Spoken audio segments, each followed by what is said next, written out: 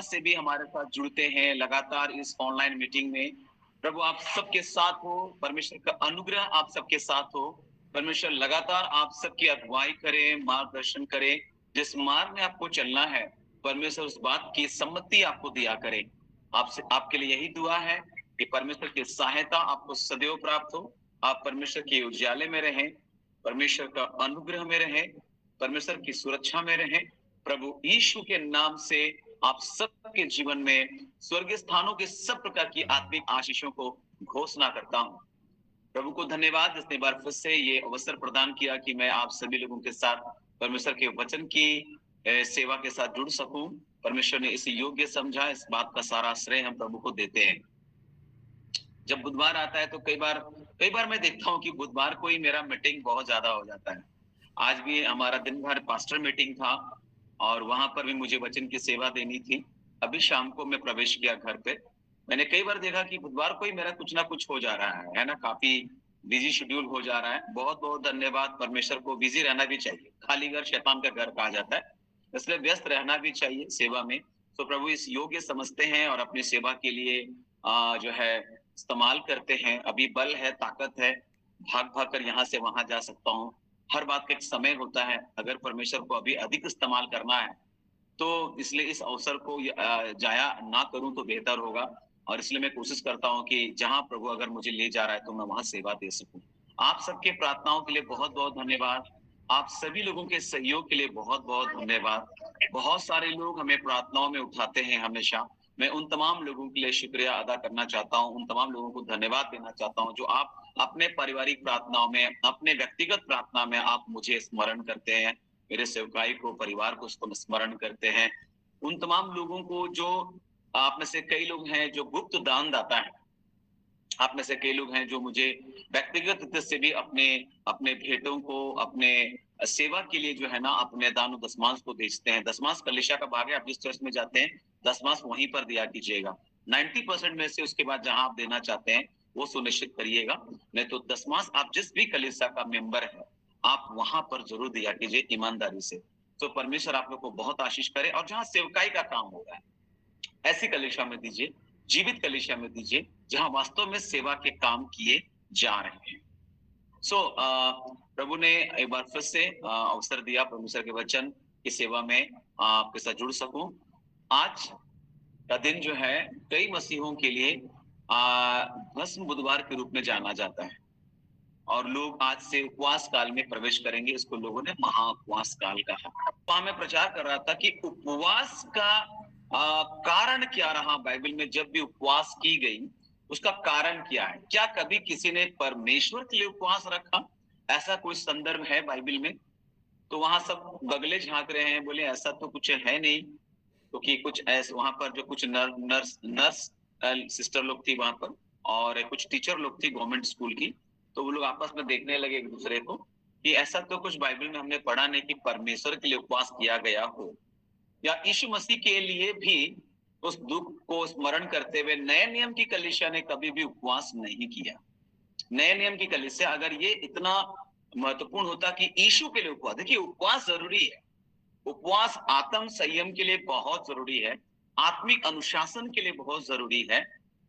लेकिन नए नियम की कलीसिया ने अगर यीशु के लिए, यीशु के दुख भोग को स्मरण करते हुए महाउपवास काल रखना है, अगर ये बात है होता तो प्रेरितों के काम में इस बात का जिक्र जरूर होता, या पौलुस अपने पत्रियों में इस बात का जिक्र जरूर करता कि ये बहुत महत्वपूर्ण है। मैं ये नहीं कहूंगा कि उपवास नहीं किया जाना चाहिए, उपवास करना है, ये बहुत जरूरी है मेरे प्रियो। क्यों और किस कारण से उपवास? देखिए ये मेरा विषय नहीं है, मैं वाचा के संदूक पर बात कर रहा हूँ, मेल मिलाप वाले तंबू के ऊपर मैं बातचीत कर रहा हूँ लगातार, और मेरा विषय वहीं पर है। लेकिन जब बात हुई आज जो है ना भस्म बुधवार है, और जब मैं अपने घर आ रहा था तो मैं देखा एक कलीसिया यहाँ पर सभी लोगों ने यहाँ पर क्रूस का निशान लगा लिया और उन लोगों ने वो भस्म जो राख है उसको यहाँ लगाया। ठीक है, ये पुराने नियम में, इसका भी कुछ अलग जो है कहानी है, भेद है, इसको जानना जरूरी है। कोई भी चीज बिना जाने बुझे नहीं करना चाहिए। अभी तो क्या हो गया कि अंधे लंगड़े फौज में दौड़े, गिर पड़े तो फिर भी दौड़े। तो इस प्रकार का हिसाब किताब है, क्यों मना रहे हैं, क्यों नहीं मना रहे हैं, क्यों करना चाहिए, नहीं करना चाहिए, बाप दादे करते आ रहे हैं। यीशु मसीह ने बड़ी जोर से लोगों को डांटा था कि तुम परमेश्वर की आज्ञा को टाल देते हो परंपराओं को मानने के चलते। परमेश्वर की आज्ञाएं कुछ कहती हैं, करते कुछ हम लोग हैं। अगर उनसे ये सवाल किया जाए तो तुरंत वो लड़ पड़ेंगे, ऐसा भी हो सकता है ना? तो थोड़ा से हम बात करना चाहते हैं कि ये जो उपवास है, बाइबल में उपवास करने के कई कारण दिए गए, कई कारण दिए गए। बाइबल में नए नियम में ऐसा कोई भी जगह जिक्र नहीं किया गया है कि यीशु मसीह के उस मृत्यु से पहले आपको 40 दिन का उपवास करना जरूरी है, करना ही है। ऐसा कुछ भी नहीं है। ये बात की कलीसिया ने इसको अपने क्या बोलेंगे, एक तरह से शेड्यूल में शामिल कर लिया, है ना? लेकिन उपवास नहीं है, ऐसा मेरा कहने का ये प्रमाणित करने का विषय नहीं है। मैं उसको प्रमाणित नहीं कर रहा हूं कि उपवास नहीं करना है।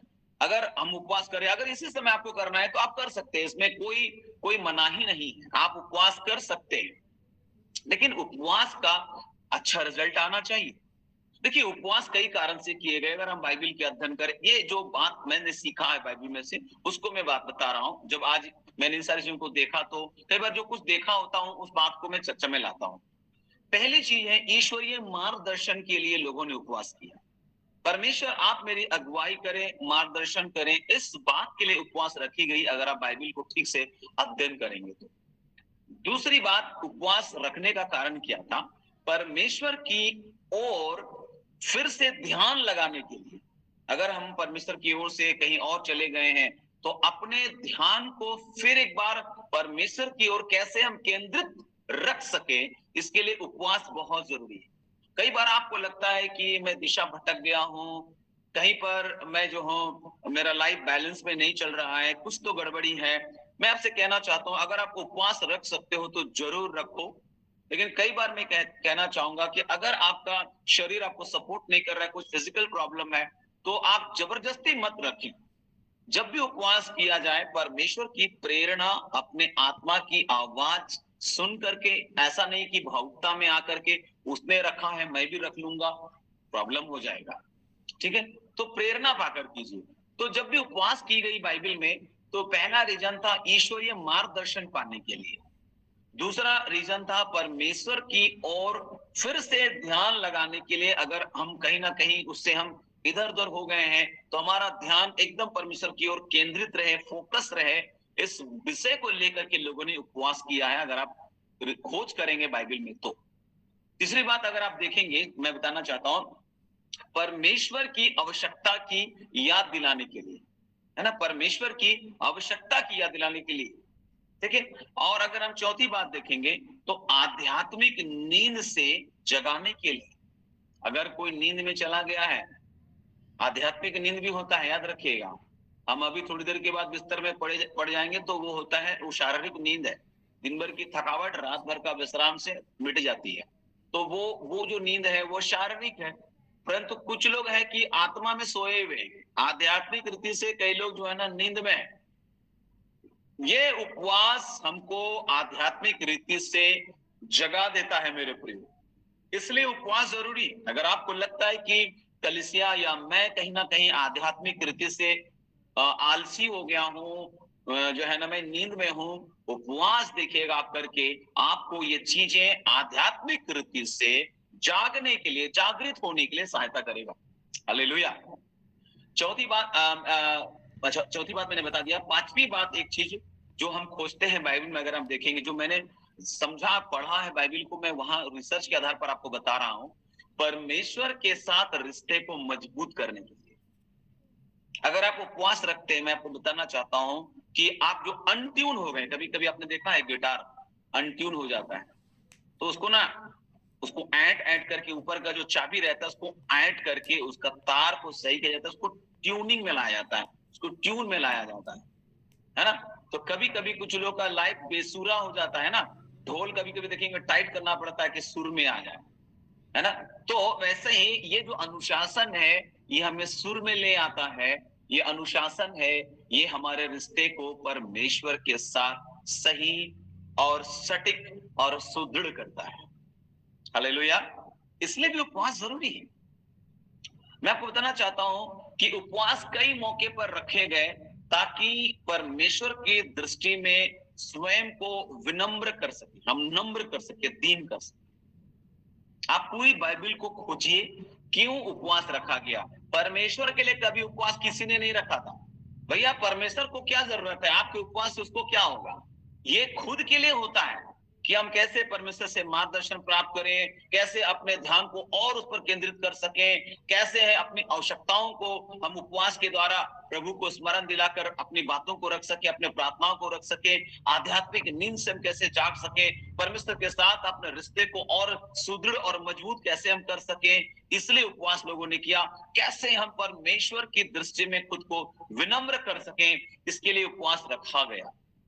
एक और कारण से उपवास रखा जाता था पुराने नियम में, पवित्र आत्मा से सच्ची आध्यात्मिक स्थिति जानने के लिए। प्रभु मेरा आध्यात्मिक स्थिति, मेरा स्तर, मेरा स्टेज क्या है, मैं कौन से क्लास में हूं, अभी आत्मिक जीवन के कौन से क्लास में हूं।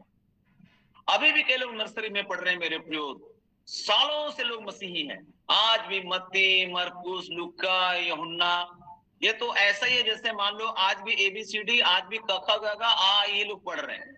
बहुत सारे मसीही लोगों की अवस्था ये है मेरे प्रियो कि वो सदियों से, वो बाप दादों से मसीही हैं, परंतु आज भी नर्सरी क्लास में फंसा हुआ है। आज भी वो नर्सरी क्लास में है। आप अपने क्लास को देखिए, और आपको बताना चाहते हैं आपका क्लास ऊपर होने के लिए कई बार एग्जाम से गुजरना पड़ता है। आपको एग्जाम से गुजरना पड़ेगा, आपके लाइफ में कई प्रकार का एग्जाम आएगा। इससे पहले कि आप मजबूती के साथ सेवा करें, आपके सामने परीक्षा आना ही आना है। यीशु इससे पहले कि मिनिस्ट्री शुरू करते वे जंगल में परखे गए, उनको परखा गया।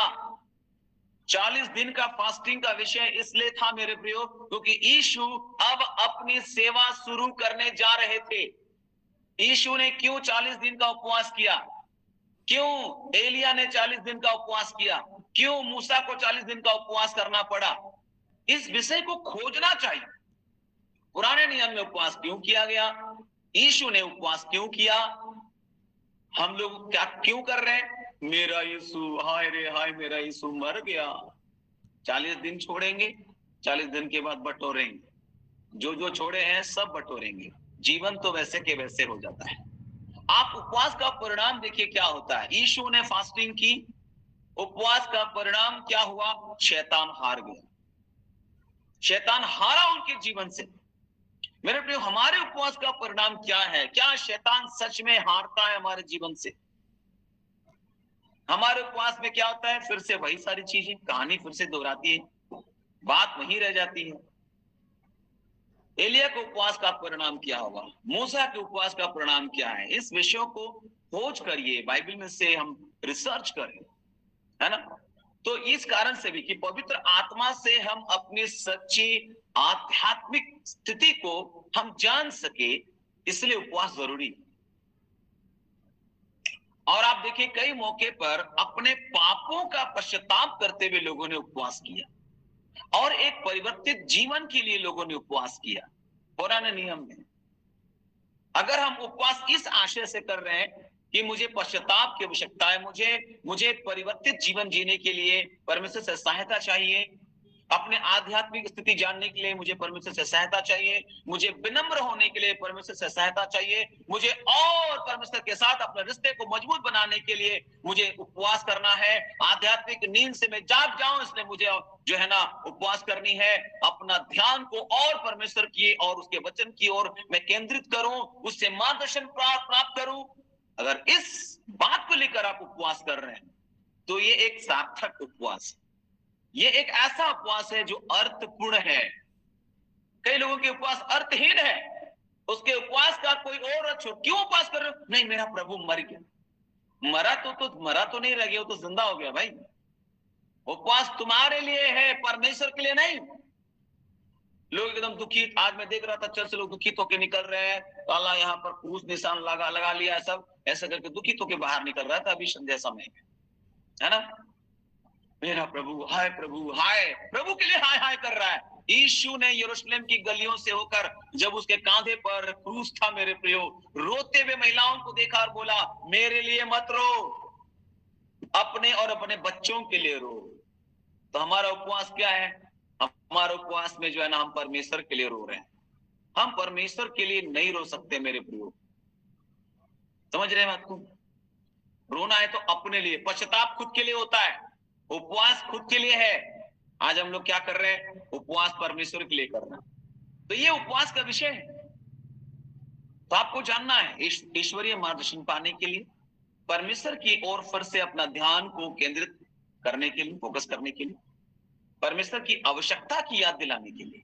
मुझे परमेश्वर की आवश्यकता है, उस बात को अपने को याद दिलाने के लिए, खुद को याद दिलाने कि मुझे परमेश्वर की आवश्यकता है, मुझे किसी भी परिस्थिति में परमेश्वर की आवश्यकता है। उपवास हमें स्मरण दिला रहा है, आध्यात्मिक नींद से जागने के लिए, परमेश्वर के साथ अपने रिश्ते को मजबूत करने के लिए, परमेश्वर की दृष्टि में खुद को विनम्र करने के लिए, पवित्र आत्मा से सच्ची आध्यात्मिक स्थिति जानने के लिए और पश्चाताप और परिवर्तित जीवन के लिए उपवास जरूरी है मेरे। हालेलुया। ये उपवास है, इस प्रकार से हमको उपवास करना है। ये उपवास हमको दीन बनाता है, नम्र बनाता है, ताकि हम ऊपर उठाए जाएं। हमने मेल मिलाप वाला तंबू में इस अध्ययन को देखा मेरे प्रियो, कि कैसे मेल मिलाप वाला तंबू में दोनों करूब प्रायश्चित के ढकने के सिरे पर हैं और सिरे पर होना चाहिए। हमने इस बात को पिछले अध्ययन में देखा कि ये अंतिम स्थान लेने को दिखाता है। आप देखेंगे वाचा का संदूक आप सर्च करेंगे तो एक इधर में है करूब और एक इधर बीच का जो भाग है वो खाली है। उस प्रायश्चित के ढकने के दोनों सिरे पर आप देखिएगा करूब है। करूब स्वर्गदूतों की उच्च श्रेणी में से एक करूब, और यह दिखाता है कि दोनों जो है ना अंतिम स्थान में है। दोनों ढक्कन का एक छोर दूसरा छोर। एक सच्चे सेवक की आत्मा में हमेशा ये विचार रहना चाहिए कि मुझे अंतिम स्थान में होना चाहिए, मुझे बीच में नहीं घुस जाना है। बीच का स्थान परमेश्वर का है। परमेश्वर ने बोला था कि मैं उस बीच में से तुमसे बात करूंगा। कभी कभी हम बीच में आ जा रहे हैं, हम स्वयं परमेश्वर बन जा रहे हैं। परमेश्वर ने बोला था उन बीच में से। आप निर्गमन 25 उसका 22 एक बार पढ़ लीजिए। चलिए हम लोग देखते हैं, कोई भी पढ़ सकते हैं, भाई या बहन जिसको वचन मिलता है, आप फट से इसको पढ़ने में सहायता करें। हालेलुया।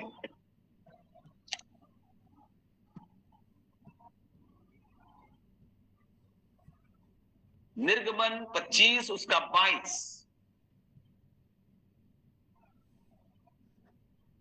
कोई है यहाँ? जी चलिए, थोड़ा से माइक को म्यूट है उसको ऑन कर दीजिए। मैं उसके ऊपर रहकर मिला करूंगा और इसराइलियों के लिए जितनी आज्ञाएं मुझको तुझे देनी होंगी उन सबों के विषय मैं प्रायश्चित के ढकने के ऊपर से और उन करूबों के बीच में से जो साक्षी पत्र के संदूक पर होंगे तुझसे वार्तालाप किया करूंगा। आमीन। है ना?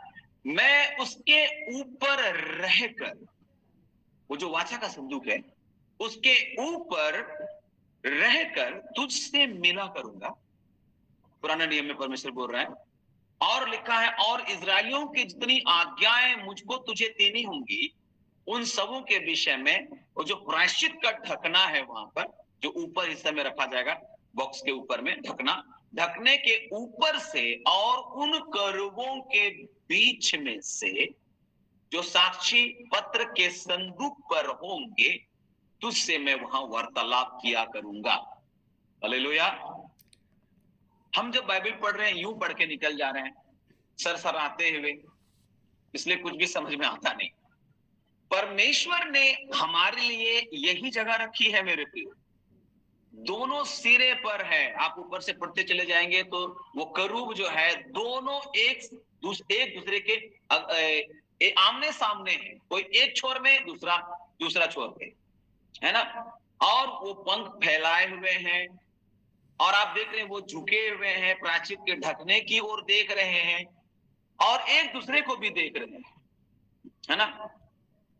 मैं आपको बताना चाहता हूं मेरे प्रियो कि ये जो वहां पर इस तरह से जो है वो लोग, वो दीनता को प्रकट कर रहे हैं। कभी भी आप अपने लाइफ में ये कभी मत सोचिएगा कि मैं बहुत महान हूँ, बड़ा हूँ, प्रसिद्ध हूँ। इस प्रकार की ख्वाहिश मत रखिएगा कि मैं दिखा दूंगा एक दिन, मैं ऐसा गा के, ऐसा प्रचार करके, ऐसा मैं ये करके दिखा दूंगा।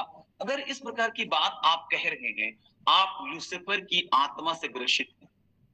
लूसीफर की आत्मा, ये सोचना कि मैं महान हूं, मैं बड़ा हूं, मैं प्रसिद्ध हूं, मेरे जैसा कोई नहीं है, ये लूसीफर की आत्मा है। मैंने लास्ट अध्ययन में इस विषय को आपसे बता दिया। तो अंतिम स्थान लेने में एक बहुत बड़ा भेद है मेरे प्रियो। मान लीजिए एक करूब अंतिम स्थान, सबसे नीचे स्थान में नहीं आना चाहता है और प्रायश्चित के ढकने के मध्य में वो आना चाहता है, तो तब क्या हुआ? तब क्या हुआ होता है? क्या होता पता है? हम जानते हैं कि शकीना भयंकर आग उस मध्य में रहती थी। आप पढ़ते चले जाएंगे तो उस मध्य में शकीना होता था परमेश्वर की। अगर वो करूब बीच में आ जाएगा तो क्या होगा? जल के भस्म हो जाएगा, है ना? आप उस स्थान में आने से खत्म हो जाएंगे मेरे प्रियो। आपको पीछे प्रभु को बोला, प्रभु आप बढ़े, मैं घटूं। प्रभु मैं कुछ नहीं जानता, मुझे अनुग्रह दे, मुझे बुद्धि दे। यूहन्ना बपतिस्मा दाता के बारे में यीशु ने बोला उसके समान, उसके तुल्य और कोई नबी नहीं हुआ। लेकिन उसने कहा कि प्रभु मैं घट जाऊं तू बढ़े। आजकल मैं ही बढ़ जाऊं, प्रभु तू छुप जाओ, उधर कहीं जाना है चल जाओ। प्रभु का नाम लेकर के हम खुद की प्रसिद्धि मांग रहे हैं। प्रभु के नाम लेकर के सोशल मीडिया तो इसलिए दिया गया कि हम अपनी प्रसिद्धि यहाँ पर हासिल कर लें। प्लीज मुझे लाइक करें, मुझे कमेंट करें। ऐसा लग रहा है कि कोई वो जो शो चलता है ना, dance India dance singing competition, तो भीख मंगा लोग आते हैं भीख मांगने के लिए। प्लीज मुझे लाइक करें, कमेंट करें, वो अलग चीज है भाई। लेकिन अभी हम लोग इस जगह में भी हमें लाइक करें, हमें कमेंट करें। कुछ हर कोई वीडियो बनाने में लगा हुआ है, हर कोई गाना बनाने में लगा हुआ है, हर कोई प्रचार का कोई और छोर नहीं, सब प्रचारक बन गए। हमें सुनिए, कितने लोग हमें वीडियो बना बना के भेज देता है, मेरा प्रचार कैसा लगा आपको?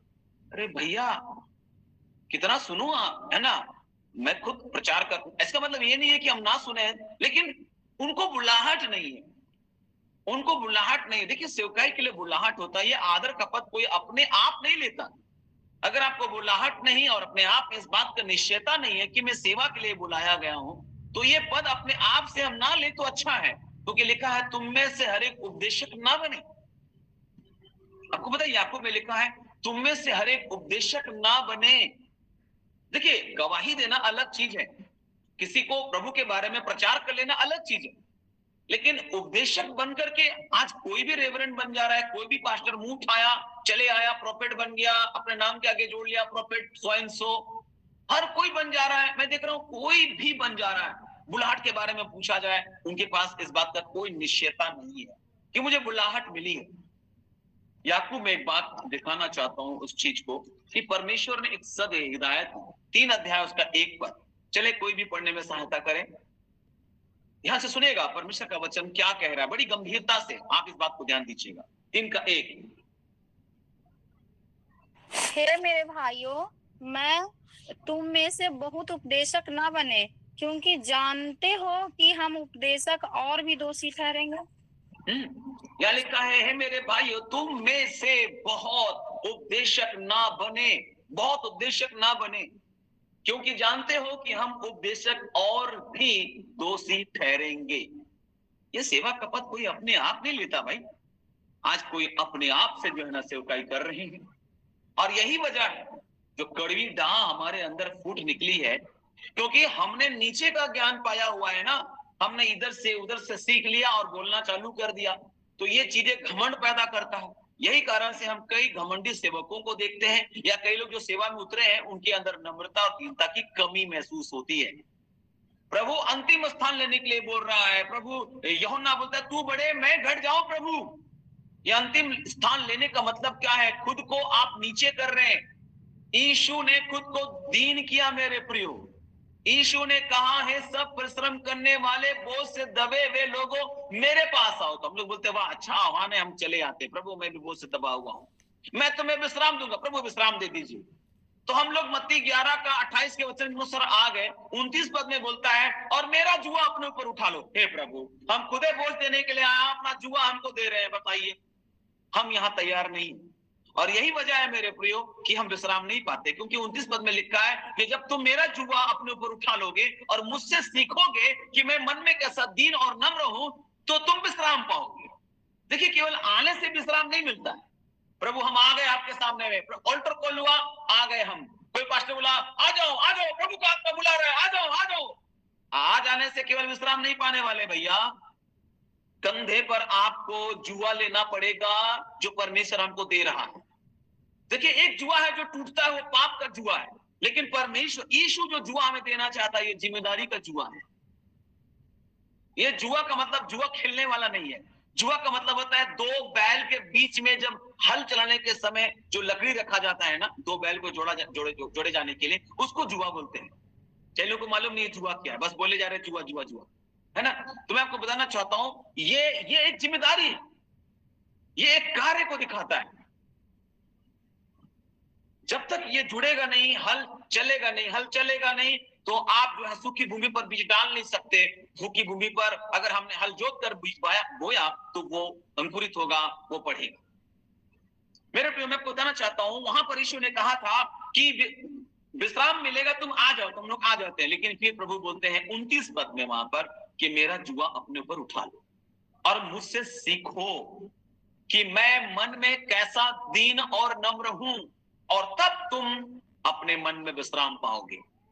28 अध्याय से ही हम लोग खुश हैं, 28 पद से हम लोग खुश हैं, मत्ती का 11 का 28 पद से हम लोग खुश हैं। थोड़ा 29 में भी आइए, थोड़ा 29 में भी आइए। कभी कभी वचन को आधा आधा पढ़ते हैं हम लोग, इसलिए हम लोग आधे ही रह जाते हैं, पूर्ण हो ही नहीं पा रहे हैं।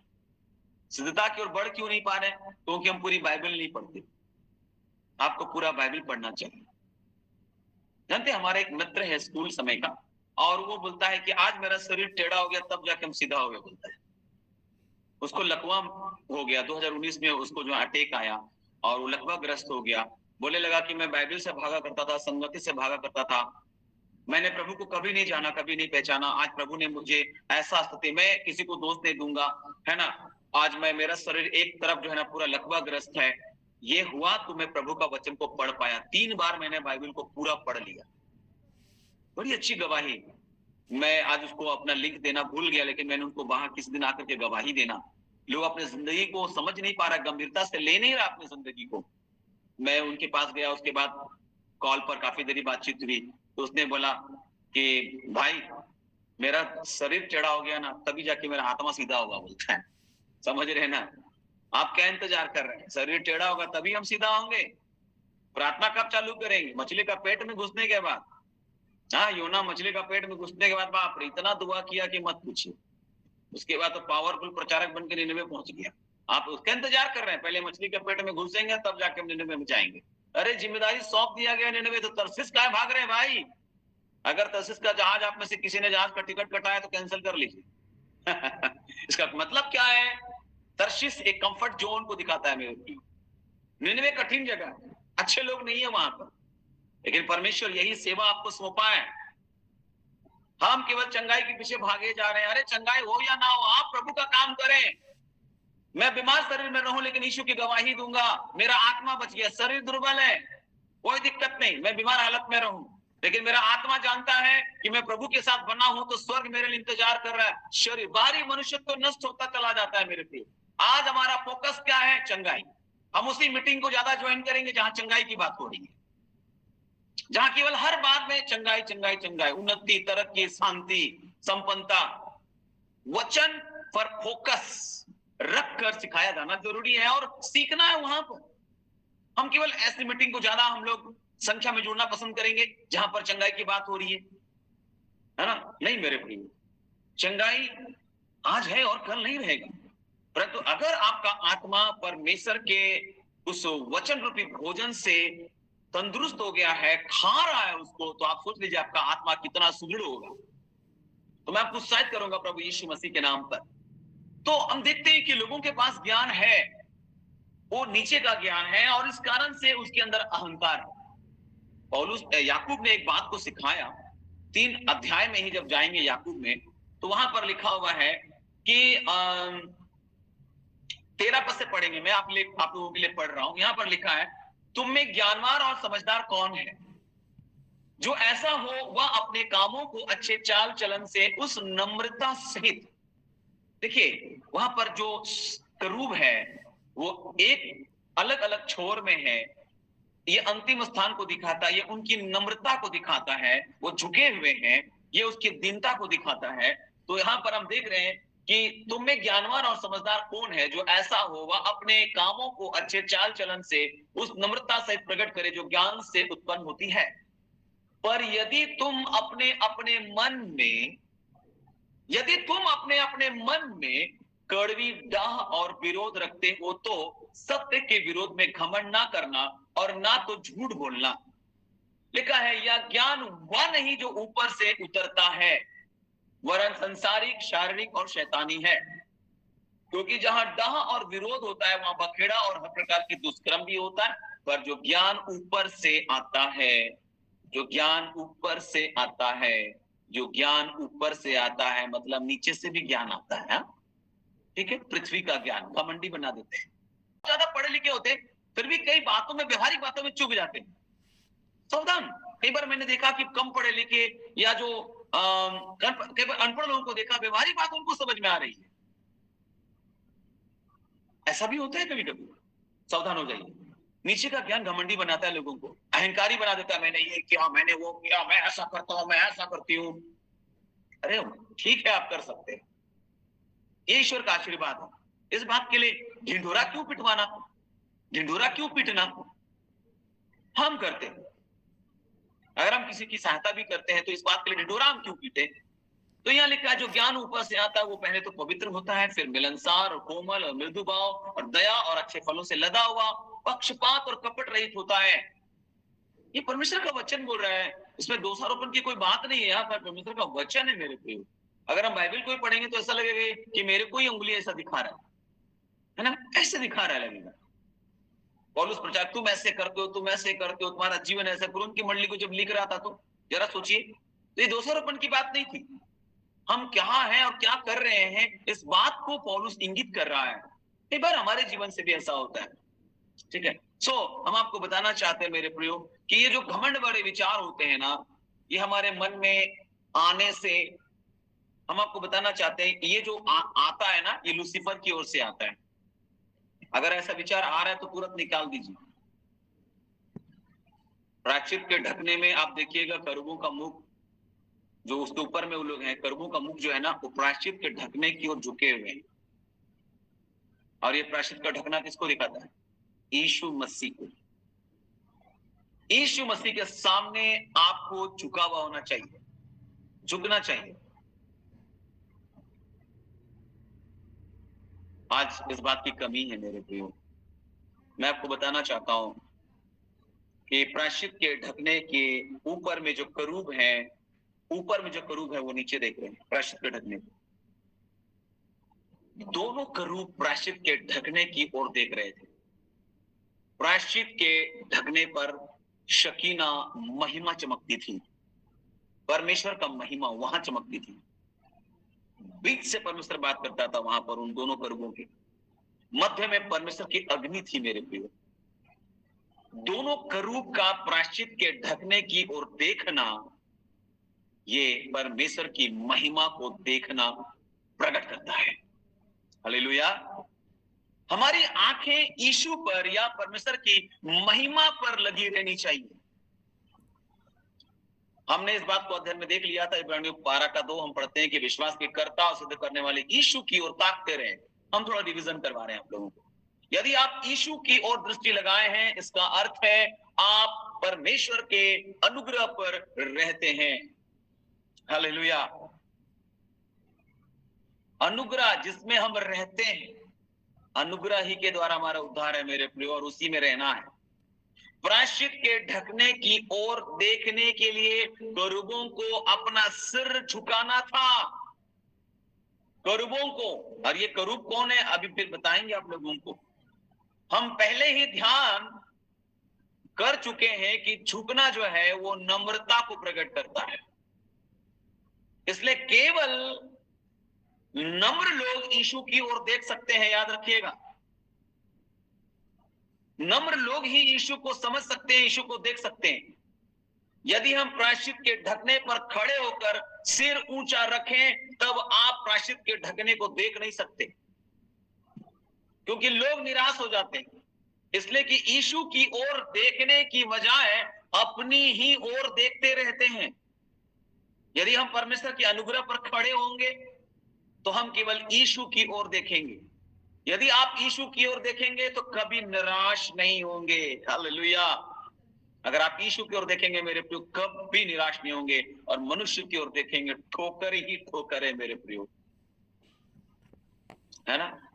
ये दुनिया है ठोकरों का, यहाँ ठोकर ही ठोकर मिलेगा। बहुत पहले मैंने एक गाना लिखा था, वो मार्केट में आया नहीं, है ना।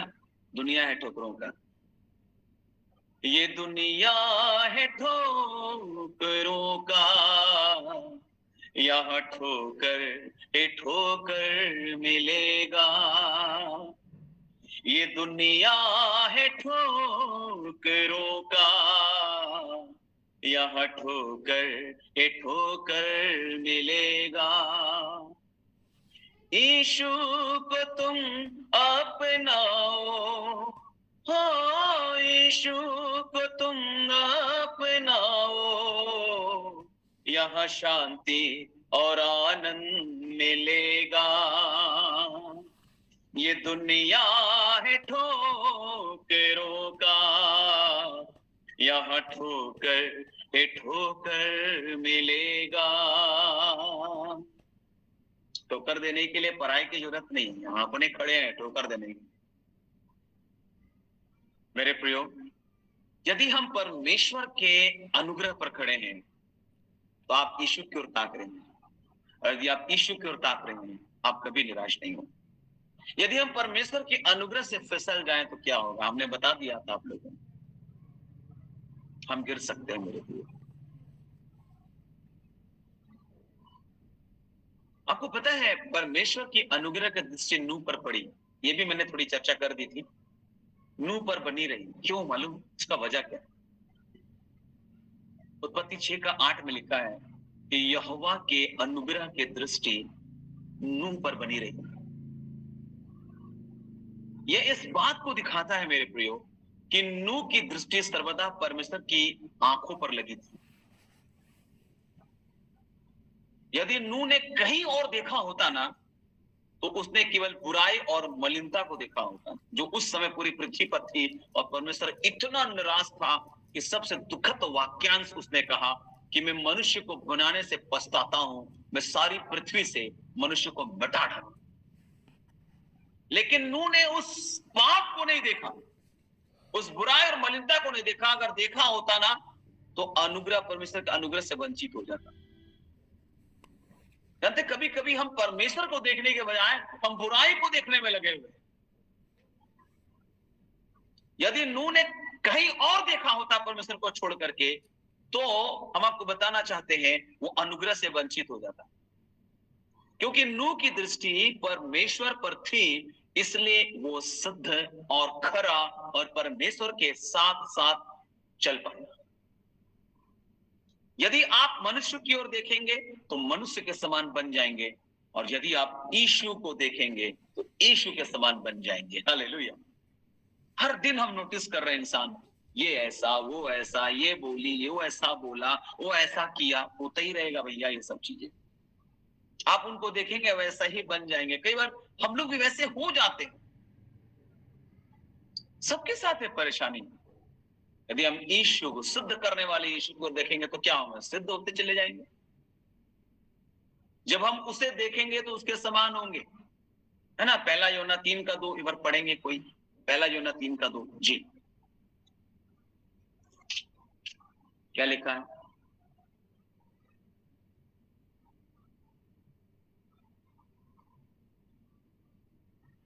हे प्रियो, अब हम परमेश्वर की संतान हैं और अभी तक यह प्रकट नहीं हुआ कि हम क्या कुछ होंगे।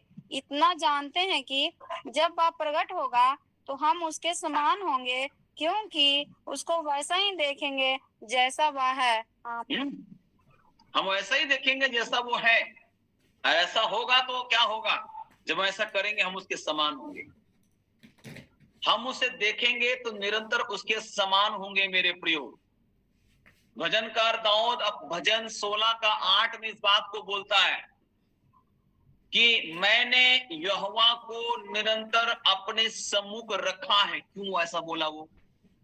ताकि मैं यहोवा के जैसा हो जाऊं। आदम ने उस स्वरूपता समानता को खोया है।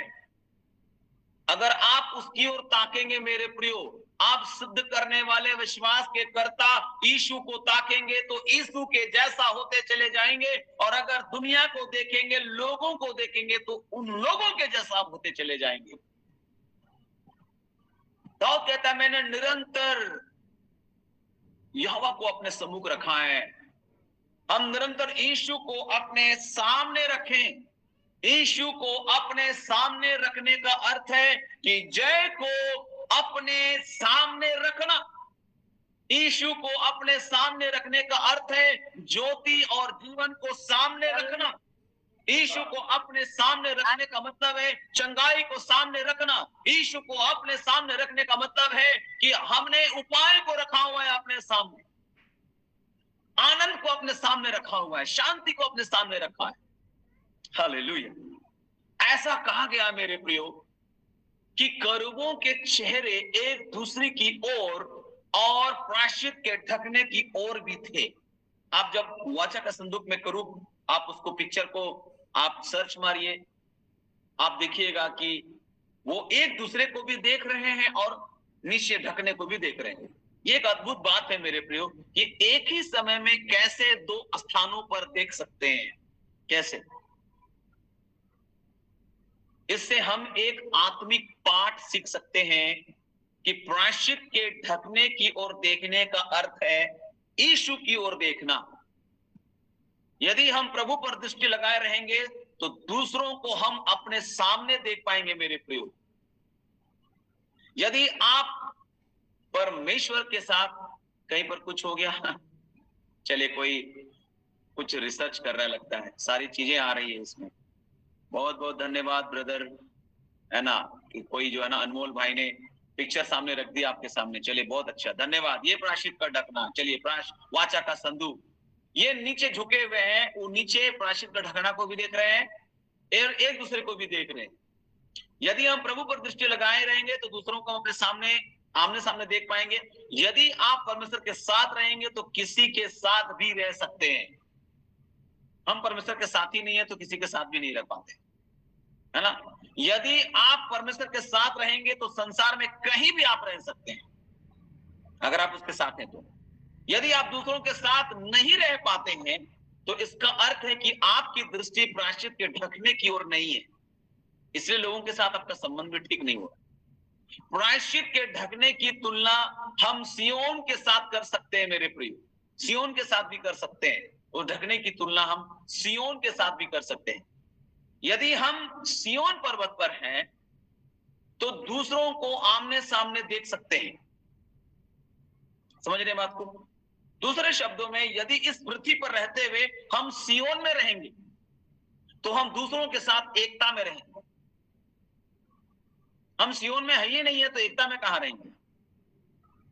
परमेश्वर ने करूबों के बीच में से बातें की।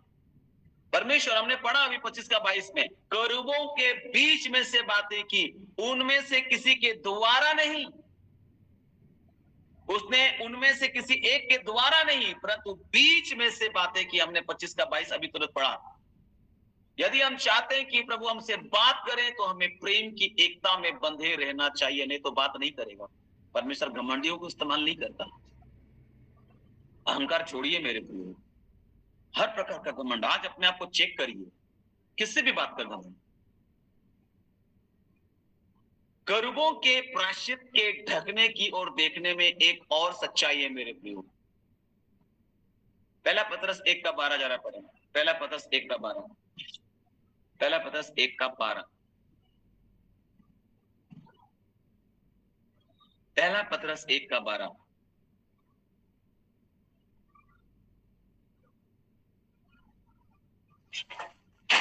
उन पर यह प्रकट किया गया कि वे अपनी नहीं वरन तुम्हारी सेवा के लिए ये बातें कहा करते थे, जिनका समाचार अब तुम्हें उनके द्वारा मिला, जिन्होंने पवित्र आत्मा के द्वारा जो स्वर्ग से भेजा गया तुम्हें सुसमाचार सुनाया, और इन बातों को स्वर्गदूत भी ध्यान से देखने की लालसा रखते हैं। आमीन। स्वर्गदूतों ने के द्वारा भी हमारे पास संदेश आता है। ठीक है, यहाँ पर लिखा है उन पर यह प्रकट किया गया कि वे अपनी नहीं वरन तुम्हारी सेवा के लिए बातें कहा करते थे, जिनका समाचार अब तुम्हें उनके द्वारा मिला, जिन्होंने आत्मा के द्वारा, पवित्र आत्मा के द्वारा जो स्वर्ग से भेजा गया तुम्हें सुसमाचार सुनाया, और इन बातों को स्वर्गदूत भी ध्यान से देखने की लालसा करते हैं। करूब परमेश्वर के स्वर्गदूतों को भी दिखाते हैं। स्वर्ग से स्वर्गदूत भी इस नए नियम की सेवा और जीवन को ध्यान से देखते हैं। इस पद का मतलब यह होता है कि स्वर्ग से स्वर्गदूत भी इस नए नियम की सेवा और जीवन को ध्यान से देखते हैं। हम जो पवित्र जीवन बिताते हैं, यह नम्रता, यह सच्चाइयां, इन सब से स्वर्गदूत अनजान है। वह कलीसिया के भेद को समझ नहीं सकते। नए नियम के जीवन की पवित्रता और अनुग्रह और महिमा को वे समझ नहीं सकते। यदि आपको इस जीवन की महिमा के बारे में थोड़ा भी ज्ञान होगा तो आपका मन संसारिक कभी नहीं होगा। मेरे आपका मन कभी संसारिक नहीं होगा अगर आप परमेश्वर की महिमा को जान गए तो। हालेलुया। परमेश्वर के पवित्र अग्नि दोनों करूबों के मध्य में थी, इसलिए एक दूसरे को देखने के लिए उन्हें परमेश्वर की महिमा से देखना पड़ता था। जब वो एक दूसरे को देखते थे तो बीच में क्या था? महिमा था। बीच में महिमा था। जब हम परमेश्वर के अनुग्रह पर खड़े होते हैं तब दूसरों को हम परमेश्वर की महिमा से देख सकते हैं। हम एक दूसरे को महिमा से देख सकते हैं। आज हम क्यों इसको बर्दाश्त नहीं कर पाते? क्योंकि हम बीच से नहीं देख रहे हैं ना। महिमा से होकर एक दूसरे को देखा करिए मेरे प्रियो, हम एक दूसरे को आदर करना सीख जाएंगे। हम तो केवल अपने आप को देख रहे हैं, अपनी महिमा, अपनी बड़ाई, अपने से दूसरे को बेहतर समझो।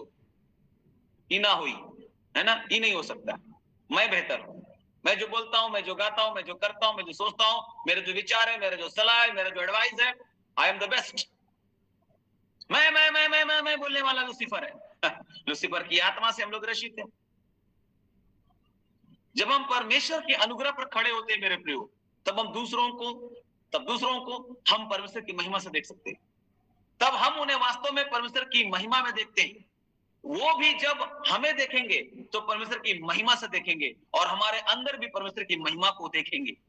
यदि आप परमेश्वर के अनुग्रह में बने रहेंगे तो आपको घृणा करने वाले व्यक्ति को देखने से भी उसमें आप परमेश्वर की महिमा को ही देख पाएंगे। आपके शत्रु में तो कुछ महिमा नहीं होगी, केवल आप परमेश्वर की महिमा से भरे उस शत्रु को देखेंगे। आप भरे हुए परमेश्वर की महिमा से शत्रु को देखेंगे। यहां पर बाइबल में से एक उदाहरण, जब याकूब ने सुना कि एसाव उनसे भेंट करने के लिए 400 पुरुषों को संग लेकर के आ रहा है तो वो बहुत डर गया, अत्यंत डर गया। याकूब सारी रात वो परमेश्वर से मल्लयुद्ध करता रहा और अंत में परमेश्वर ने उसे छुआ और वह परमेश्वर के चेहरे को देख सका। जब याकूब ने परमेश्वर का दर्शन पाया तब वो बदल गया मेरे प्रियो, है ना। तब जब एसाव से भेंट करने आया, उसने एसाव से उसने उत्पत्ति में कहा था 33 अध्याय में 10 पद में, क्योंकि मैंने तेरा दर्शन पाकर मानो परमेश्वर का दर्शन पाया। एसाव जैसा आदमी को देख के परमेश्वर का दर्शन कौन पाएगा भाई? लेकिन याकूब का जीवन बदल गया ना, उसने परमेश्वर की महिमा को देखा। इसने वो शत्रु को देख करके, एसाव उसका शत्रु है, 400 पुरुष लेकर के आ रहा है, उसके मन में अच्छी बात नहीं चल रही थी। लेकिन ये क्या बोलता है? मैंने तेरा दर्शन पा करके मानो परमेश्वर का दर्शन पा लिया है। याकूब तो खुश हो गया होगा, है ना। उसके विचार बदल गए, पता है। वह अपने शत्रु को परमेश्वर की महिमा से देख सका। एसाव का चेहरा नहीं बदला था, याद रखिएगा, एसाव का चेहरा नहीं बदला था, परंतु याकूब का स्वभाव बदल गया था। हालेलुया। जब आपका स्वभाव बदल जाएगा तो शत्रु भी कई बार जो है ना वो लड़ने आएगा और जो है ना वो ठंडा पड़ जाएगा। उसने क्या किया? सीधा एसाव के सिर पर ठंडा पानी डाल दिया। आग जल रहा था। भैया आग को आग से नहीं बुझाया जाता, पानी डालना पड़ता है। क्योंकि याकूब का स्वभाव बदल गया, क्योंकि वो परमेश्वर से उनका मुठभेड़ हो गया, सारी रात परमेश्वर के साथ प्रार्थना में मल्लयुद्ध कर रहा है और स्वभाव बदल गया। अब वो याकूब ना रहा, वो बदल गया है। आप आज भी अड़ंगा मारने वाला याकूब है कि आप इज़राइल बन गए? हे याकूब, अब से तेरा नाम याकूब नहीं होगा, तू इज़राइल होगा। अड़ंगा मारने वाला नहीं। आप अभी भी याकूब हैं कि इज़राइल बन गए, परमेश्वर का प्रिय इज़राइल? मालूम नहीं। आज भी पुराने स्वभाव के साथ जी रहे हैं। मसीह में जो है नई सृष्टि है, देखो सब कुछ नया हो गया। हमारी कहानी तो कुछ वैसे ही है जैसे पहली थी, बदलाहट कुछ नहीं। मसीहत परिवर्तन है, अंधेरे से ज्योति की ओर, बुराई से भलाई की ओर, कपट से मेरे अच्छाई की ओर। हम बदले नहीं हैं। संसारिक ज्ञान हमें घमंडी बना दे रहा है, अहंकारी बना दे रहा है। मैं आपको बताना चाहता हूं, एसाव का चेहरा बदला नहीं था, परंतु याकूब का स्वभाव बदल गया था और वह शत्रु के चेहरे में परमेश्वर को देख पाया। उत्पत्ति 33 का 10 पढ़ लीजिएगा, पूरे चैप्टर को पढ़ लीजिएगा। 400 पुरुष लेके आया था वो। अरे अपना भाई से मुलाकात करने के लिए आ रहा, इतना आदमी को लेके आने का क्या जरूरत था? उसके मन में कुछ अच्छा चल नहीं रहा था, लेकिन जैसे याकूब से उसका भेंट मुलाकात हुआ, याकूब से वार्तालाप हो गया ना, वो गर्म दिमाग ठंडा हो गया। बहुत सारे परमेश्वर के बच्चे शत्रुओं को प्रेम करने का भेद नहीं जानते। यदि हम किसी की आलोचना करते रहते हैं तो इसका अर्थ है कि हम उन्हें परमेश्वर की महिमा से नहीं देखते। हम अपने शत्रुओं को परमेश्वर की, हमको जो है ना अपने शत्रुओं को परमेश्वर की महिमा से देखना चाहिए। अब लोग ये सही नहीं, कैसे कर, हम ऐसे नहीं कर सकते, यही करना है। केवल इतना ही नहीं, परमेश्वर का वचन कहता है कि जब किसी का चाल चलन परमेश्वर को भाता है तो वह उसके शत्रुओं को भी उसका मित्र बना देता है। पता है ये वचन, या आप नीति वचन में पढ़ सकते हैं। नीति वचन में 16 अध्याय का 7 पद। जानते हैं जब आपका चाल चलन परमेश्वर को भाएगा ना तो क्या होगा? देखिएगा वहां पर, देखिए हमारा चाल चलन जिस दिन परमेश्वर को पसंद आ गया ना, क्या होने वाला है? वहां पर जोर लगाने की जरूरत नहीं है, खाली ये सब व्यवहारिक चीजें, इसको जान लीजिए। 16 का 7 पढ़ लीजिएगा जरा, कोई मेहरबानी करके, नीति वचन। जब किसी का चाल चलन यहोवा को भावता है, तब वह उसके शत्रुओं का भी उससे मेल कराता है। ओह वाह, हालेलुया। मेल करा देता है भैया, मित्र बना देता है, शत्रुओं को भी मेल करा देगा। जब आपका चाल चलन परमेश्वर को भावता है, पसंद आ जाएगा, अच्छा लगेगा, मैं बताना चाहता हूं कि आपके शत्रु से भी आपको मेल करा देगा, शत्रु को भी मित्र बना देगा आपको। दूसरे शब्दों में, यदि हमारा जीवन परमेश्वर के सामने सही है तो हमारे शत्रु हमें कष्ट और क्लेश देने के बजाय उनके द्वारा परमेश्वर हमें शांति देगा। और कई मौके पर इज़राइल के लिए परमेश्वर ने ऐसा ही किया। अपने लोगों के बारे में पुराने नियम में भी पढ़ते चले जाएगा, परमेश्वर ने शत्रुओं के द्वारा उनको शांति दिलवा दिया।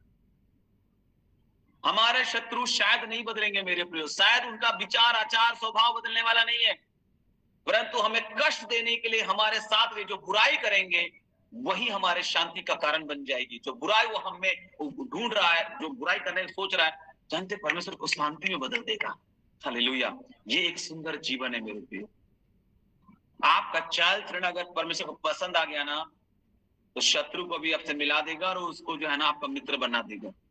शायद वो ना बदले, लेकिन उसे शांति मिलेगा हमको।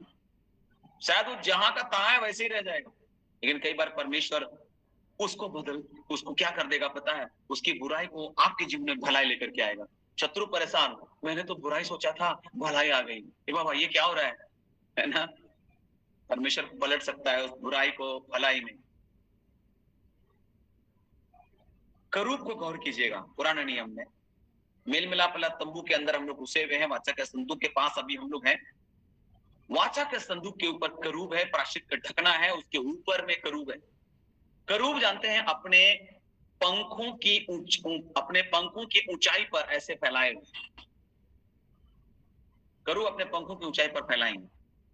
जब एक पक्षी पंख फैलाकर खड़ा होता है तो जानते इसका मतलब क्या होता है? अगर एक पक्षी ऐसे पंख फैलाया हुआ है, इसका अर्थ क्या है? वो उड़ने के लिए तैयार है। वो उड़ने के लिए क्या है? तैयार है। जानते यीशु ने क्या कहा? तैयार रहो। कितनी बार उसने कहा तैयार रहो। इससे हम सबक सीखते हैं। यदि हम परमेश्वर की दया पर खड़े रहेंगे, कहां पर लोग खड़े हैं? प्रायश्चित का ढकना। प्रायश्चित का ढकना यीशु है और अनुग्रह है, परमेश्वर की दया है ये ढकना। अगर आप उस प्रायश्चित के ढकने अर्थात परमेश्वर की दया पर खड़े होंगे तो हम उड़ने के लिए तैयार होंगे, हम उड़ने के लिए तैयार होंगे। मेरे प्रियो, परमेश्वर के बेटे बेटियों, परमेश्वर के प्यारे बच्चे, संदेह ना करें और प्रभु से ना कहें प्रभु मैं आगमन के लिए कैसे तैयार हो सकता हूं। यदि आप परमेश्वर की दया पर खड़े हैं ना, यदि आप परमेश्वर की दृष्टि, यदि आपकी दृष्टि में कहूंगा, यदि आपकी दृष्टि यीशु मसीह की ओर है ना, तो इसका अर्थ है आपके पंख उठे हुए हैं, फैले हुए हैं, आप रेडी होने के लिए, आप तैयार हो रहे हैं। सबसे अधिक उत्साहित करने वाला वचन यहूदा में 24 में लिखा हुआ है। यहूदा 24 एक ही अध्याय है, 24 पद में लिखा है, अब जो तुम्हें ठोकर खाने से बचा सकता है और अपनी महिमा की भरपूरी के सामने मगन और निर्दोष करके खड़ा कर सकता है, ऐसा लिखा है। मेरे प्रियो, हमें विश्वास करना चाहिए कि परमेश्वर का अनुग्रह इतना अपरंपार है, यदि यीशु अभी आए, यदि यीशु आज आ जाए, आज रात आ जाए, तो उसका अनुग्रह ये काम करेगा। हम उन करुओं के समान बने। हमारे हृदय में 2 छिपे हुए पंख है मेरे प्रियो, हमारे हृदय में छिपे हुए 2 पंख है, हमें उसको उठाए रहना चाहिए, उसको उठाए रहना चाहिए। यीशु किसी भी समय आ सकते हैं, अभी भी प्रभु आ सकता है। ऐसा मत सोचिए कि यीशु के आने पर मैं अपने पंख फैला लूंगा, यीशु आएगा तो देख लेंगे, रेडी करेंगे। नहीं, पहले से ऐसे किए रहिए। वो करूब ऐसे किया हुआ रेडी है, आपको रेडी रहना है। करूब ऐसा पंख फैला, इसका मतलब हम उड़ने के लिए तैयार है। क्या आपने अपने पंख फैला लिए हैं? अगर अभी स्वर्गारोहण हो जाए, अगर तुरही फूंक दी जाए, अगर प्रधानदूत का शब्द होगा, उड़ने के लिए रेडी है आप? तैयार है उठने के लिए? हमारी तैयारी अधूरी है। समय और असमय तैयार रहो। जिस घड़ी तुम सोचते भी नहीं होगे, उसी घड़ी मनुष्य का पुत्र आ जाएगा। मेरे प्रियो, आप कभी भी यह मत बोलिए यीशु के आने पर मैं अपने पंखों को फैलाकर उठा लूंगा। नहीं, पहले से तैयार रहिए। हमारी आत्मा तैयार होनी चाहिए। आत्मा और दुल्हन कहते हैं, प्रकाशित में लिखा है, हे प्रभु आ। आत्मा और दुल्हन कह रहे हैं, प्रभु आ, हम रेडी हैं। जब यीशु आएगा, एक ही क्षण में हमारी दीनहीन देह बदलकर महिमा में देह प्राप्त करेगी और हम उड़कर बादलों में उससे मिलेंगे। मेरे प्रियो, हालेलुया। हमें अभी ही यीशु के आने की अपेक्षा करनी चाहिए। हे प्रभु तू शीघ्र आ। निर्गमन में 20वें वचन में हम पढ़ते हैं कि पंख प्रायश्चित के ढकने को ढांपे हुए थे, और जो पंख है ऐसा फैला हुआ है करूब का, वो प्रायश्चित के ढकने को ही क्या किया हुआ है? ढांपा हुआ। इसका अर्थ क्या है? इसका अर्थ क्या है? प्रभु के आगमन के लिए तैयार होने के द्वारा हम उसकी दया की रक्षा करते हैं। परमेश्वर हम पर दया करता है और हम उसे संभालते हैं। मेरे प्रियो, आप उस दया को संभाल करके रखे हुए हैं। पौलुस क्या कहता है? मैंने परमेश्वर के अनुग्रह को व्यर्थ नहीं किया, ऐसा लिखा है। मैंने परमेश्वर के अनुग्रह को व्यर्थ नहीं किया। परमेश्वर के अनुग्रह को व्यर्थ मत करिए, उसको ढांक के रखिए, कहीं तुम अनुग्रह से वंचित ना हो जाओ, लिखा है बाइबल में। सो हम क्या कहें कि पाप करते रहे कि अनुग्रह बहुत? तो कदापि नहीं। उस अनुग्रह को, उस प्रायश्चित के ढकने को, वो अनुग्रह है, उसको ढांक के रखिए। पौलुस बोलता है मैंने परमेश्वर के अनुग्रह को व्यर्थ नहीं किया, इसको व्यर्थ जाया मत करिए। हम कैसे परमेश्वर के अनुग्रह को व्यर्थ करते हैं? जब हम सोचते हैं कि हम प्रभु के आगमन में नहीं जा सकते, जब हम सोच लिए, खत्म कहानी। कल मैं जगह प्रेयर के लिए गया था, रात 1:30 बजे तक लोग बात कर रहे हैं, हम लोग तो पता नहीं स्वर्ग जाएंगे कि नहीं, पता नहीं स्वर्ग जाएंगे कि नहीं। अरे पता नहीं मतलब वो लापता है, उनको मालूम नहीं है। जो रहेगा यीशु के निकट उसी को मिलेगा स्वर्ग का टिकट, रहोगे नहीं निकट तो फिर संकट और विकट, और क्या है। हम अनुग्रह को व्यर्थ ठहराते हैं। जब हम निराशा के लिए स्थान देते हैं, तब हम परमेश्वर के अनुग्रह को व्यर्थ कर देते हैं।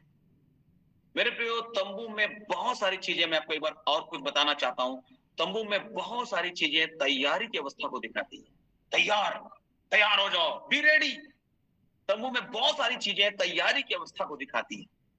उदाहरण के लिए 2 डंडे हैं वहां पर, आपने देखा होगा 2 डंडा, वहां अभी तुरंत पिक्चर आपने देखा कि 2 डंडों को संदूक के दोनों अलंगों के कड़ों में उसको डालना था, और डंडे नित्य अपने स्थान में होना चाहिए, एकदम रेडी अवस्था में। वाचा का संदूक में 2 डंडा लगा हुआ है, ताकि जैसे ही तुरी फूकी जाए ना, लेवी लोग आकर के उसको उठा सके, उसको शिफ्ट कर सके। डंडों को दोनों अलंगों के कड़ों में डालते हुए उस समय व्यर्थ करने की आवश्यकता नहीं थी। तुरी फूका, उठाओ और निकलो यहां से। पंख दोनों जुड़े हुए थे, दोनों पंख जो है ना ऐसे जुड़े हुए, ये एकता को दिखाता है, ये एकता को दिखाता है। जब हम प्रभु के आगमन के तैयारी में जीवन बिताते हैं, तब हमारी एक दूसरे के साथ संगति होती है मेरे प्रियो। जब हम परमेश्वर की संगति से बाहर हो जाते हैं, तो संतों की संगति से भी हम बाहर हो जाते हैं। क्यों आज हमारा रिश्ता एक दूसरे के साथ अच्छा नहीं है मेरे प्रियो? क्योंकि सच तो यह है, अगर हम मसीह के साथ सही रीति से जुड़ जाते हैं ना, तो दूसरों के साथ भी सही रीति से हम जुड़ पाते हैं। हमारा दूसरों के साथ संबंध अच्छा नहीं, तो प्रभु के साथ कैसे संबंध अच्छा रहेगा? जो दिखता है उसके साथ संबंध ठीक नहीं, जिसके साथ दिखाई नहीं, जिसको हम देखे नहीं, उसके साथ संगति अच्छा है बोल करके हम कैसे दावा कर सकते हैं? तो मैंने बताया, जब हम परमेश्वर की संगति से बाहर हो जाएंगे ना, तो संतों की संगति से भी बाहर हो जाएंगे। और इस तरह से जब हम संतों की संगति से बाहर हो जाते हैं, तो परमेश्वर की संगति से भी हम बाहर हो जाते हैं। केवल मसीह के द्वारा ही एकता है। प्रायश्चित के ढकने के साथ आप देखिएगा, सोना ढालकर 2 करूब दोनों एक ही टुकड़े से बनाए गए थे। पता है, सोने का एक टुकड़े से बनाया गया था। उसको निर्गमन 37 का 7 में लिखा हुआ है, उसको एक ही सोना का टुकड़ा से बनाया गया था। 2 करूब को अलग अलग टुकड़े बनाकर फिर एक साथ जोड़ा गया, ऐसा नहीं था, ऐसा नहीं था। हमें भी मसीह से अलग हुए बिना जुड़े रहना चाहिए। मसीह से अलग हुए बिना हमें जुड़े रहना चाहिए। ढाला हुआ काम था। मसीह के साथ एक होने के लिए हमें अपने जीवन में बहुत कष्ट चाहिए मेरे प्रियो, यह आसान नहीं है। प्रायश्चित का ढकना संदूक के लिए ढकने के समान था। उसे हटा भी सकते हैं और फिर वापस रख भी सकते। करूब परमेश्वर के प्रतिष्ठित सेवक को दिखाते हैं। ये जो करूब है ना, ये परमेश्वर के प्रतिष्ठित सेवकों को भी ये दिखाते हैं, समझ रहे? और संदूक जो है वो कलीसिया को दिखाता है। संदूक कलीसिया को दिखाता है, और जो करूब है वो परमेश्वर के प्रतिष्ठित सेवक को दिखाता है। करूब तो अप्रत्यक्ष रूप से प्रायश्चित के ढकने के द्वारा संदूक से जुड़े हुए थे, इसलिए परमेश्वर के सेवकों को कलीसिया के साथ संबंध मसीह के द्वारा ही है। बीच में प्रायश्चित का ढकना है, वाट नीचे है संदूक, बीच में है ढकना, ऊपर में है करूब।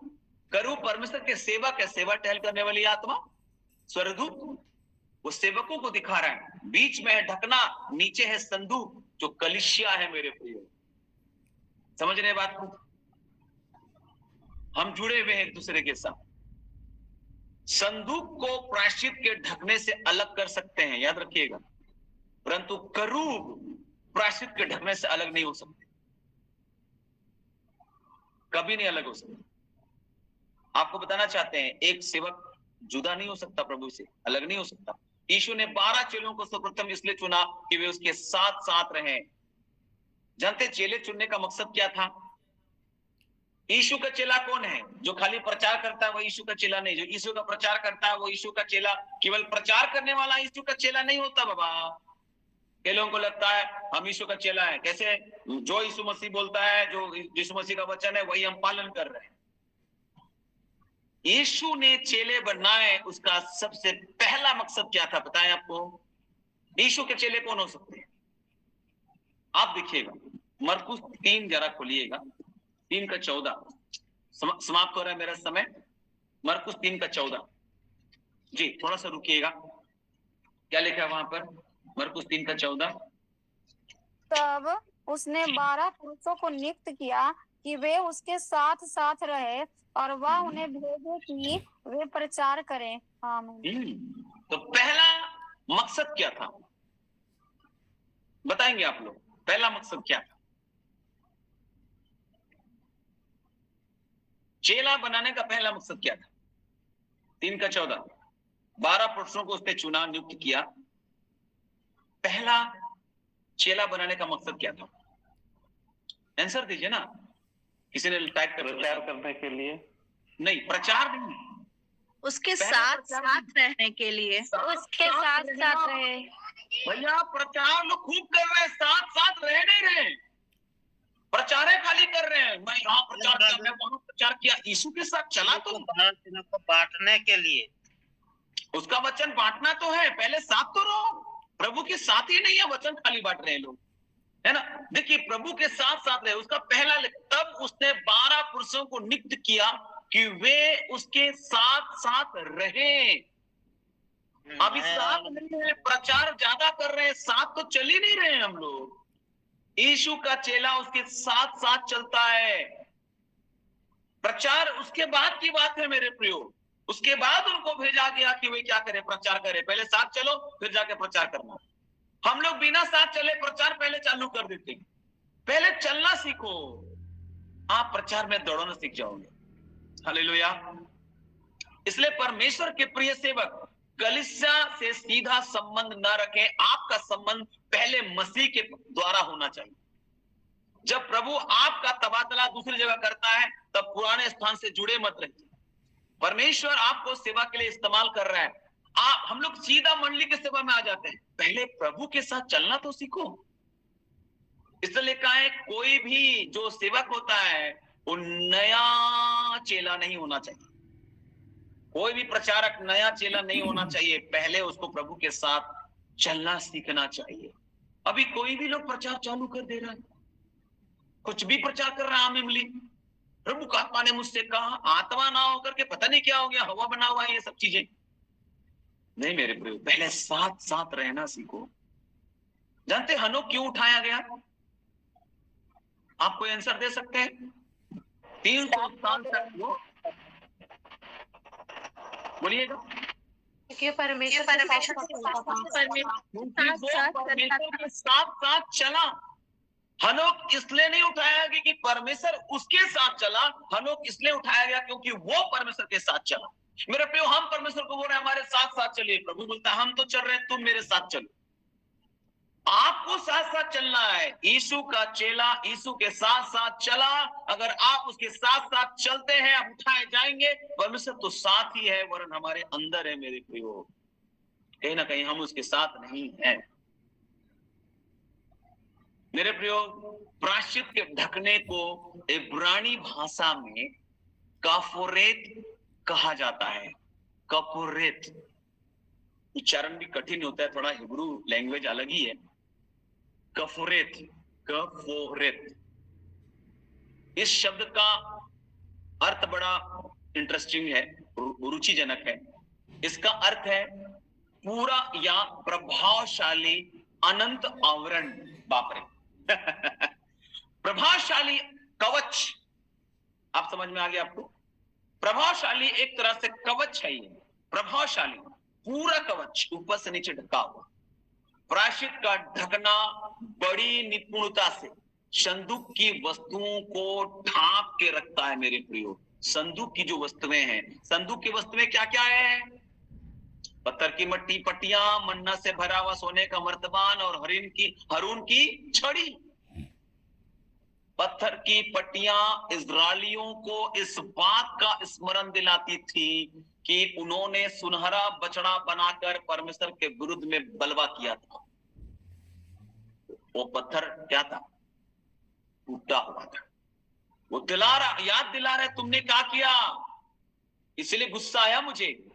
तुमने वो सुनहरा बछड़ा बना करके उसकी उपासना करना चालू कर दिया। तुम लोगों ने मेरे विरुद्ध में बलवा किया।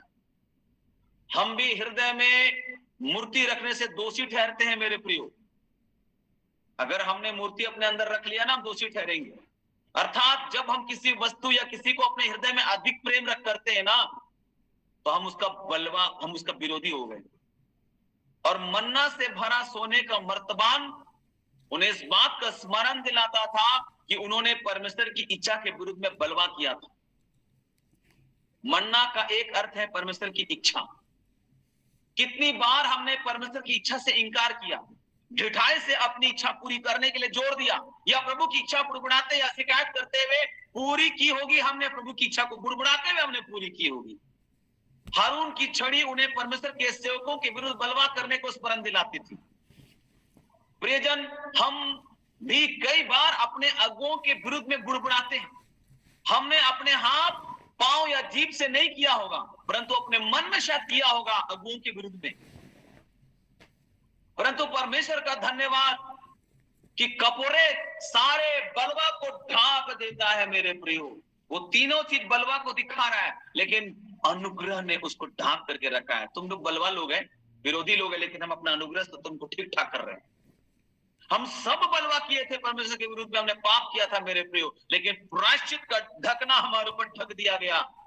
वाओ, हालेलुया, हम प्रायश्चित के ढकने से बच गए। सच तो यह है कि हम सब पापी और दोषी हैं, लेकिन प्रायश्चित का ढकना हमारे ऊपर आ गया ना, हम बच गए मेरे प्रियो। ये जो बलवा वाला जीवन है, परमेश्वर का विरोध वाला जीवन है, प्रायश्चित का ढकना से बच गया। प्रायश्चित का ढकना नहीं होता ना, तो फिर समझ लीजिए क्या होता। ये परमेश्वर का अनुग्रह है, ये यीशु मसीह है। अगर वो ना होता तो हम कहां होते? हम बच गए। जब प्रभु नीचे देखता है तो वह हमारी किसी भी विद्रोह को अब नहीं देखता है, वह केवल अपने अनुग्रह को हमारे ऊपर प्रकट करता है मेरे प्रियो। परमेश्वर की दया हमारे सारे विद्रोह को ढांप देती है, परंतु एक चेतावनी है, यदि ढकना हटा दिया जाए तो क्या होगा बताइए? अगर वो प्रायश्चित का ढकना हट गया तो गए काम से। यदि परमेश्वर की दया हमारे जीवन से हट गया तो उसके साथ ही हमारा अंत हो जाएगा मेरे प्रियो। हम प्रभु के आगमन के लिए तैयार नहीं हो सकते। जानते हैं क्या हुआ? बेत शेमेश नाम का एक व्यक्ति, पढ़े, अगर आप पढ़ेंगे पहला सामुएल 16:19 में, बेत शेमेश के लोगों को अगर आप देखेंगे, वहां के लोग, एक जगह का नाम है, लोगों को संदूक के अंदर झांकने के कारण परमेश्वर ने उनको मार दिया। पहला सामुएल 16:19 में लिखा है, उन लोगों ने संदूक में झांकने की कोशिश किया। उन्होंने देखने के लिए क्या हटाया होगा मालूम? ढक्कन हटाया होगा। प्रायश्चित का ढकना हटते साथ ना परमेश्वर उनको मार दिया। पता है, महायाजक को भी, जो वर्ष में एक बार अति पवित्र स्थान में जाया करते थे मेरे प्रियो, संदूक में देखने का अधिकार नहीं था उनको। प्रायश्चित का ढकना को हटा करके अंदर देखने की कोशिश भी नहीं कर सकते वो। परमेश्वर ने हमारे सारे विद्रोह को क्षमा कर दिया है मेरे प्रियो। ये सब परमेश्वर की अनुग्रह, उसकी दया से रक्षित हुआ है। हम पीछे मुड़कर ना देखें, हम परमेश्वर के अनुग्रह पर खड़े रहें, तब हम अपने पंख उठाए रह सकते हैं। हम आगमन के लिए तैयार हो सकते हैं। प्रायश्चित के ढकने को उठाना जानबूझ करके परमेश्वर के अनुग्रह को नष्ट करने को दिखाता है। आप उसको हटाने की कोशिश मत करिए, उसको उठाने की कोशिश मत करिए। ये घमंड और विद्रोह हो सकता है। दो पट्टियां परमेश्वर के प्रति हमारे प्रेम को और पड़ोसियों के प्रति हमारे प्रेम को भी दिखाती है, याद रखिएगा। ये जो वो दो पट्टियां है ना, उसके अंदर, संदूक के अंदर, ये परमेश्वर के प्रति हमारे प्रेम को और पड़ोसियों के प्रति हमारे प्रेम को भी दिखाती है। मन्ना परमेश्वर की सिद्ध इच्छा करने को भी दिखाता है। ये भी दिखाता है, मन्ना परमेश्वर की सिद्ध इच्छा करने को दिखाता है। हारून की छड़ी समर्पित सेवा को भी दिखाती है। परमेश्वर की महान दया और परमेश्वर का अनुग्रह हम पर हटने से मेरे प्रिय लोग, परमेश्वर के प्रति और मनुष्य के प्रति हमारे प्रेम को हम खो देंगे। हम खो देंगे।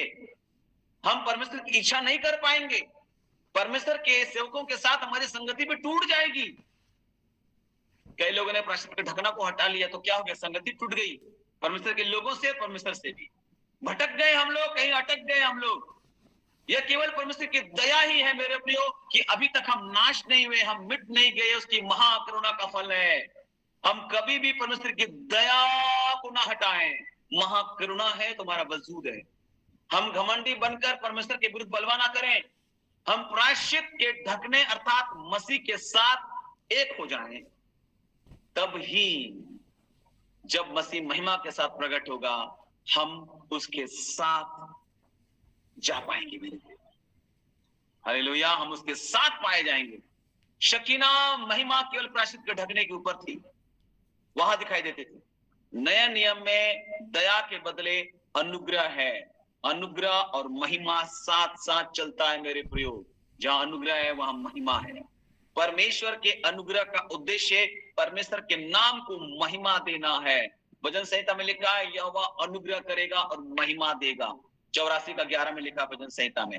इसलिए जितना हम अनुग्रह प्राप्त करते हैं मेरे प्रियो, उतना ही अधिक परमेश्वर की महिमा को हम देख सकते हैं।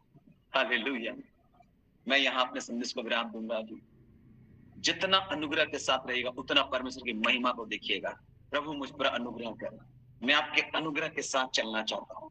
उस अनुग्रह का नाम यीशु मसीह है, वो अनुग्रह का नाम यीशु मसीह है। आइए हम उसमें बने रहें, यीशु में बने रहें, मसीह में बने रहें। मुझसे अलग होकर तुम कुछ भी नहीं कर सकते, कुछ भी नहीं। आइए हम उस पर भरोसा रखें। आशा करते हैं कि आपने आज के संदेश से भी बहुत सारी बातों को सीखा और समझा होगा। कुछ चीजें अगर स्पष्ट ना भी हो तो जैसे जैसे हम और अध्ययन करेंगे बहुत सारी चीजें स्पष्ट होता चला जाएगा। हो सकता है कुछ चीजें अभी भी सवालिया निशान ला रहा होगा, लेकिन पवित्र आत्मा से हमारी दुआ है कि प्रभु आप सहायता करें इन बातों को समझने के लिए। प्रभु हमें प्रकाशन प्रदान करें, है ना। प्रभु आप सब पर अनुग्रह करें और परमेश्वर की शांति आप सबको मिलता रहे। इन्हीं शब्दों के साथ मैं अपने संदेश को आज के लिए विराम देता हूँ। प्रभु ने चाहा तो एक बार फिर से आपसे इसी माध्यम से हमारी मुलाकात होगी। तब तक के लिए पास्टर सॉल को इजाजत दीजिएगा। शालोम, जय मसीह की। जय मसीह की।